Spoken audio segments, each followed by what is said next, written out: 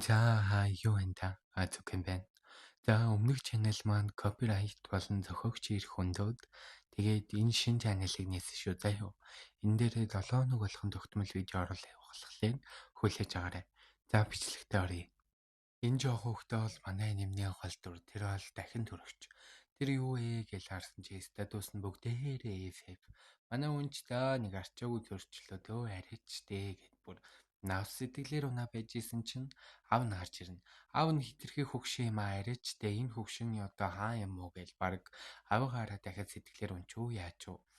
Тэр бол хаант улсын 13 дугаар хүнтэй Лео Арарарат.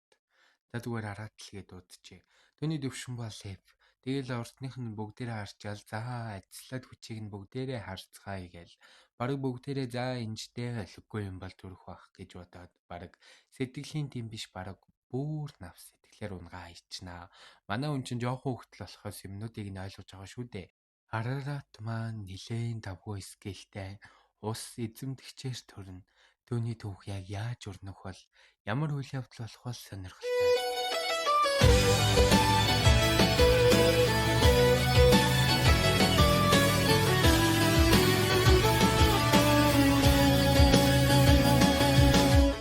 Манай Арат маань одоо 6 настай.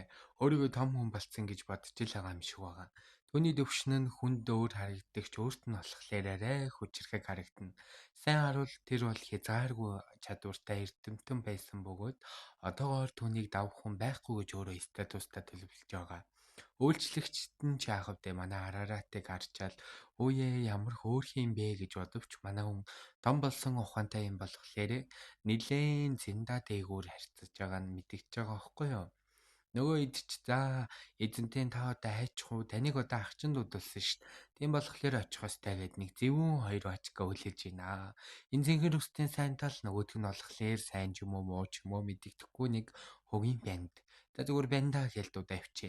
Манай бандаач манай хүнийг урдан сүгрүүлж байгаа л өчнөө мэтэл чамд бэлэг авчирсан аян замдаа тэгээд өчнөө саад бэрхшээлийг туулж ээж үхлийн сэлэм гэдэг сэлэм авчирлаа. Энэ бол ус эрхшээгчд зориулагдсан бөгөөд чамд өчнөө олон гай зовлон авчрах нь эсвэл аз хиймэр дуудах нь чиний заяагаас шалтгаална. Тийм болохоор нэг хүрээд үзтэй гэл. Манай Арат маань ч нөгөө сэлмийг хараалж ирэхэл өчнөө олон хүмүүсийн аминд хүрсэн сэлэм байна да яа. Би эрхшээ чадах болов гэд үрсэн чинь сэтгэл зүйн дарамтыг шууд барайл мэдэрнэ.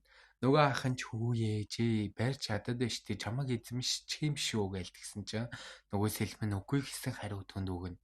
Манай залууч яах вэ нөгөө эдтэй ярилцаал би энийг яг авч болох юм болов би яг дийлэх үү гэж худлаа жоох хүүхдийн зан гаргаал тань нь бол нэг 30 настай хөгшөөн байн сууж байгаа байхгүй юу. За 30-чуудыг хөгшин гिचлээ хуучлаарай гэж гуцхгүй юу.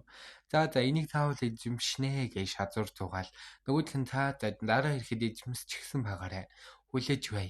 Үхлийн тулаанд орохдоо наатайгээ заавал авч явна шүү гэд хорон хийдэг үг хэлээд нөгөө хоёр явна.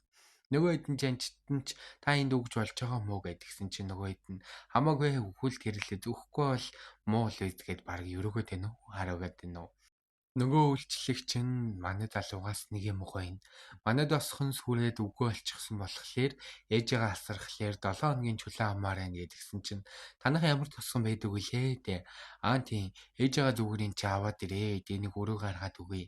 Би чамд үүдний харуул гэдэг ажил ээж чинь болон өндөр цалинтайгаар чамайг ажилуулъя. Чи миний шивгчин бол төрсөн болохоор начиг дээд зэндааны байх хэрэгтэй гэд баг хуцаж өгнө. Би хажууд нэм жоохон жаал юм яригдсан бол гээл цохоод унгачнаа. За тэр ч яах вэ? Манай хүн чинь тэгээл нилээн кул зогсож байгаа л за ямар ч хамаагүй би тийм оронтой гаргасан л бол гаргана. Чи зүгээр ээжигээ аваад ир тэгэхэд л болон заа юу гээл. Нилээн шаардангуй өнгө аясаар хэлэхэд нөгөө үйлчлэгч нь баг манай залуу дөрвөлчгүй яач вэ? Том болохоор нь гэрлэн гэсэн ухааны юм баг болоод толгой дотроо явж байгаа шиг байна. Арайч дээ гэж гуцхгүй юу та? Би энэ гуцхгүй юу гэдэг үе яац их хэрэглээд байна да. За тэр ч яах вэ? Манай залууч тосгоны чинь бүр тэр чигт наварнаа. Өөрийнхөө бүх хүчийг дайчлаад танад тусгныг аврах болохоор чи битгий санаа зов гэд нөгөө үйлчлэгчийг уйлуулчихна. Үйлчлэгч хөө манай том залуу чинь ямар хөөрхөн болцсон гэд өгөрдөнгөө хайстай хэлэхэд би тоглоогүй байна гэд үйлчлэгчээ дууднаа. Нөгөө үйлчлэгчдээ миний бүх хөрөнгийг зараач хамаагүй эдний тосгон авар гээл. Нөгөө үйлчлэгч нь ч гэсэн за ойлголоо. Яаж мөнгийг хаанаас гаргах вэ гэдгсэн чинь Бардам маам шалдангуй царайлсан манай арт маань "Хөөе надад ч нэрээ мөнгө байхгүй штэ. Хаан эзэнтний бэлгэлсэн газар байгаа түүнийг зарчих" гээл. Үйлчлэгч нь ч яаж хаан эзний бэлгэлсэн газрыг зарж болох вэ? Өөрөөс нь асуулгүйгээр та энэ хариуцлагыг хүлээж чадах уу гэдгсэн чинь манай залуу юу ч болсон хамаагүй учраас энэ хариуцлагыг би хүлээнэ. Тийм болохоор та нар дугаал яв зараадах гэд үйлчлэгчдээ зандрангуйгээр тушааж хэлнэ. Хоёр үйлчлэгч нь түүнд үнэхээр их талархна. Энэ өвгөн чинь бас тэр тосгонд амьдардаг байсан юм байлээ штэ чааваас. Тэгээ яах вэ? Үнэхээр их талархлаа. Би гэр бүлээ органшуулах газартай боллоо гээл. Хоёулаа түүнийг бараг бишрэн. Жохо хүүхэд юм байж нэлээн ухаантай биш шүү. Ирээдүйн хаан болох нь тодорхой. Таныг үнэхээр бид хүндэлж байна гээл бараг өмнө нь сөхөр цуугаад уйлах нэ. Энэ бол эмэгтэй бол уйлцсан л байгаа ихгүй та чааваас. Өөрийн бүх хүчийг дайчилж очиж би түүнийг аврах болохоор та нар битгий санаа зов. Ээжигээ ч ихсэн энд аваад ир. Маргааш би тэр цосгон руу өөрөө явах болно. Та эд тэгэхээр олон юм яриад хэрэггүйгээд нөгөө хоёр үйлчлэгч нь ч түүн таларснаа илэрхийлээд энэ нэрээ өвгөн чинь гэр бүл нь тэнцээ төрж өссөн юм байлээ л дээ. Тэгээл гял тушаалыг нь гүйцэтгэх гээл гүгээд байгаа юм билээ. Хоёулынгийнх нь гэрээг авраал маргааш өглөө нь бүх юмнууд хүнснүүдээ бэлдээж явахаар зэхэж байхад цэнхэр үстэй ахлагч ах нь хурж ирнэ. Манай үнч мэдчлээд юу болсныг нь асуусан чинь энэ нь хүн залгиддаг сэлэм.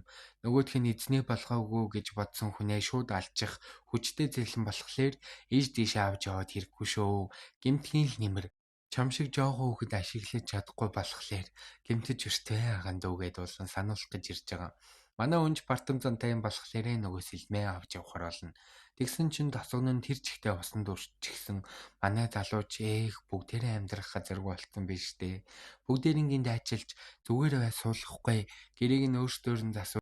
Бүгдээрингийн дайчилж хотын даргаыг бас дууд гэж дүүнд тушаагаад өөрөө санвартан биш энгийн хүн болоод тэдний амьдрал руу шургаж орохор болно.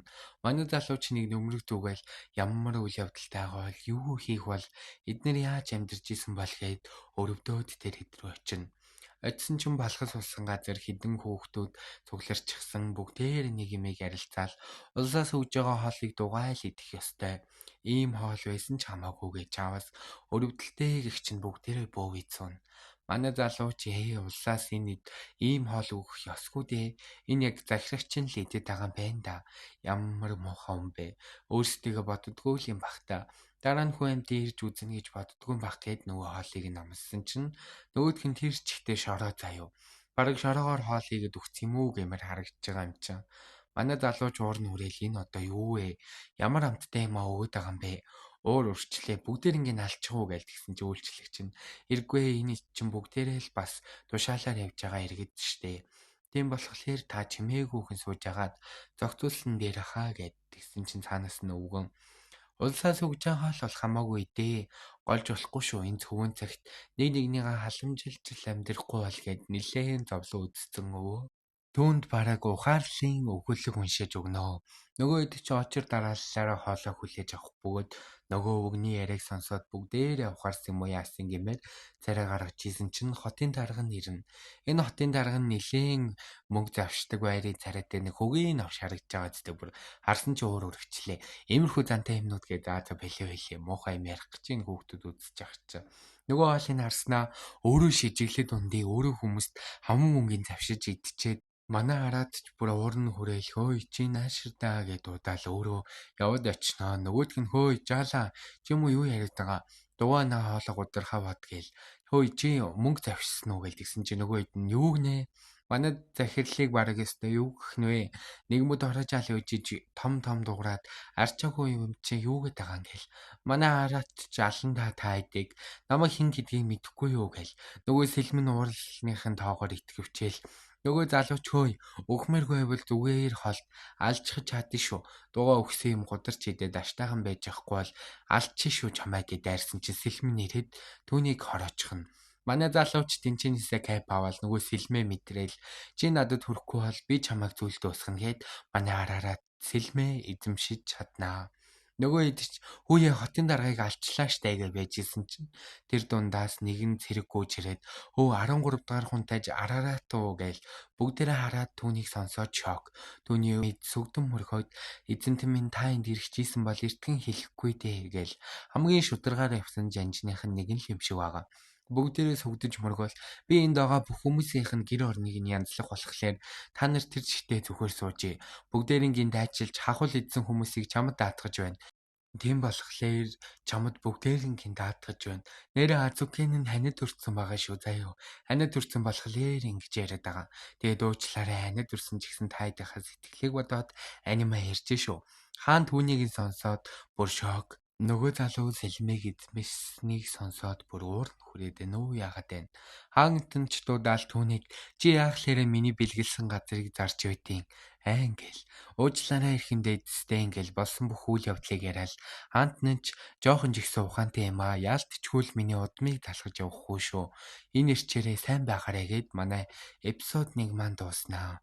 За тэгээ үргэлжлэлийг содон байх үднээс хизээ нэгэн цаг та нар ирж өгөө заяа. За тэгээд баяртай.